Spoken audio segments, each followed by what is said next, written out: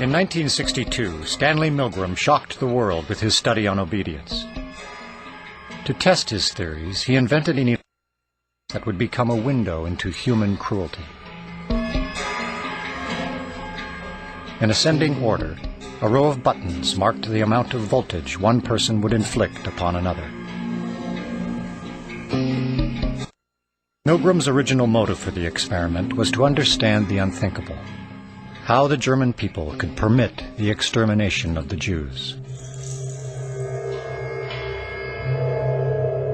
When I learn of incidents such as the massacre of millions of men, women, and children perpetrated by the Nazis in World War II, how is it possible, I ask myself, that ordinary people, who are courteous and decent in everyday life, can act callously, inhumanely, without any limitations of conscience?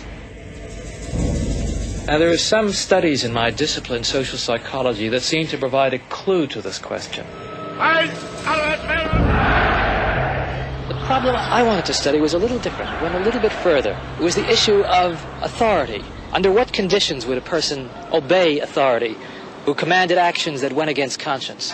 These are exactly the questions that I wanted to investigate at Yale University. It is May 1962. An experiment is being conducted in the Elegant Interaction Laboratory at Yale University. The subjects are 40 males between the ages of 20 and 50 residing in the greater New Haven area. Psychologists have developed several theories to explain how people learn. One theory is that people learn things correctly whenever they get punished for making a mistake. 40 years later, Milgram's infamous experiment, obedience, is still taught in classrooms around the world. Would you open those and tell me which of you is which, please? Teacher. All right, now the next thing we'll have to do is set the learner up so that he can get some sort of punishment. What inspired Milgram, I would say there were a number of factors. One of them is he was very ambitious. He wanted to make a mark in social psychology. And he wanted, as he wrote to one friend, he wanted to come up with the boldest experiment that he could think of. Would you roll up your right sleeve, please? This electrode is connected to the shock generator in the next room. And this electrode paste is to provide a good contact to avoid any blister or burn. Do you have any questions now before we go into the next room? About 2 years ago, I was at the Veterans Hospital in West Haven. And while there, they detected a heart condition. There's nothing serious, but as long as I'm having these shocks, how strong are they? How dangerous are they? Well, no, although they may be painful, they're not dangerous. Anything else? No, that's all. All right, teacher, would you take the test and be seated in front of the shock generator, please, in the next room? But the experiment was rigged. The victim was an accomplice of the experiment. The victim, according to plan, provided many wrong answers. His verbal responses were standardized on tape, and each protest was coordinated to a particular voltage level on the shock generator. Now, as teacher, you were seated in front of this impressive-looking instrument, the shock generator. Its essential feature is a line of switches that goes from 15 volts to 450 volts, and a set of verbal designations that goes from slight shock to moderate shock, strong shock, very strong shock, intense shock, extreme intensity shock, and finally XXX, danger severe shock. Your job, the experimenter explains to you, is a word pair test. If he gets each answer correctly, fine, you move on to the next pair. But if he makes a mistake, you are instructed to give him an electric shock, starting with 15 volts, and you increase the shock one step on each error. Incorrect. You'll now get a shock of 105. Hard hit.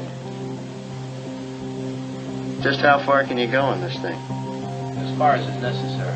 What do you mean, as far as is necessary? Milgram was very much aware that obedience is a necessary ingredient for society to function. But he focused on the darker side of obedience. Incorrect. 150 volts. Sad face. Wait a minute. That's all. Get me out of here. I told you I had heart trouble. My heart's starting to bother me now. It's absolutely essential that you continue. You got no other choice, teacher. Oh, I have a lot of choices. My number one choice is that I wouldn't go on if I thought he was being harmed. Now, this man makes disobedience seem a very rational and simple deed. Now, other subjects respond quite differently to the experimenter's authority. Wrong. It's hair. 75 volts, Jim.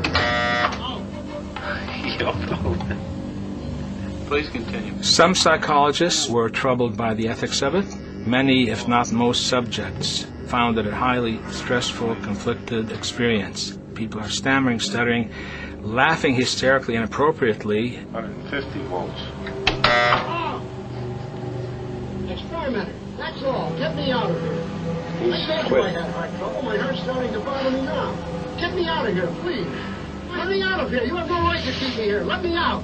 Let me out of here. Let me out. Continue, please. Let me out of here. My heart's bothering me. Let Go me on. out. Let me out. Clearly, when we say people went to the top of the shock board, it wasn't like they were going blithely, sadistically. People went stop and go, stop and go. They were in a state of conflict, which created a tremendous amount of stress. So that was the main critique. This will be at 3:30.